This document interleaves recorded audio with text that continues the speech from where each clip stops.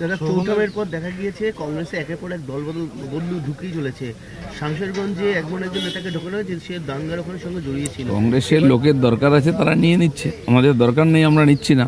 কংগ্রেস থেকে এসেছিল টিএমসি পার্টিটা, আবার কংগ্রেসের মধ্যে বিলীন হয়ে যায়। এটা কংগ্রেসের ইতিহাস আছে সারা ভারতবর্ষে। আপনি দেখুন, প্রথম থেকে এইভাবে হয়েছে, নিজেদের মধ্যে সুবিধা অসুবিধা ঝগড়া করে আলাদা হবে, আবার কিছুদিন পরে এক হয়ে যাবে। কংগ্রেসের কালচার হচ্ছে তারা 2 বছর আলাদা থাকতে পারে না, আবার 1 বছর এক জায়গায় থাকতে পারে না। এইভাবে কংগ্রেস এগোচ্ছে। সেই দলটাকেই প্রক্রিয়াটাকে বলেছে স্থগিত রাখতে, যাতে মানে কোথাও কি বিভাগে ওটা বুঝুক, ওদের আবার স্থগিত কি? ওদের আবার পার্টি, ওদের ডিসিপ্লিন, ওদের সংবিধান কিছু আছে নাকি?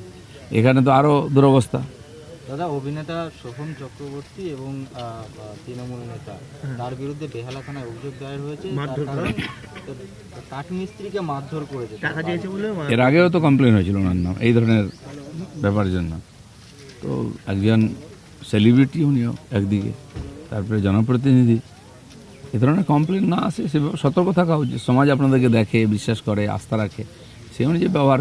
কোনো মিস্ত্রি যদি কিছু করে তার বিরুদ্ধে অন্য ব্যবস্থা নিতে হবে, নিজেকে এইভাবে না করেই ভালো। টাকা চাইতে গেলে মারবে, তো এই ধরনের লোকজন কেন সমাজে? তারা আবার জনপ্রতিনিধি হবে, চিন্তার বিষয় আছে।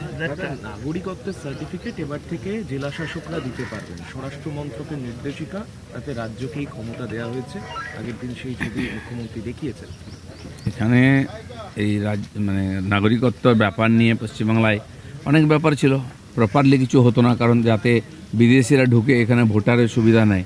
আর 91 লক্ষ ভোটারের নাম বাদ গেছে, তাদেরকে ডকুমেন্ট নেই ভারতীয়তার, এবং তাদের সমস্ত সুবিধা থেকে আমরা আলাদা করছি। জিরামজির বাড়ি কাজ পাবে না, আধার জব কার্ড থেকে আরম্ভ করে আবাস যোজনার বাড়ি পাবে না, শৌচালয় পাবে না, এবং অন্নপূর্ণা ভাণ্ডারের লাভও তারা পাবে না, এবং সমস্ত ভোটাধিকারও তারা চলে গেছে। এদেরকে সব দিক থেকে বিচ্ছিন্ন করতে হবে এবং দেশ থেকে তাড়াতে হবে। সেই প্রক্রিয়া সব জায়গায় চালু হয়েছে। সেই জন্য রাজ্য সরকারের পক্ষে তদন্ত করে দেখাটা সহজ, দিল্লি থেকে এসে করাটা খুব সমস্যা। তো সেই জন্য রাজ্যকে দায়িত্ব আছে, রাজ্য সেটা ঠিকঠাকভাবে যেন করে, সেটাও তাদেরকে সতর্ক থাকতে হবে।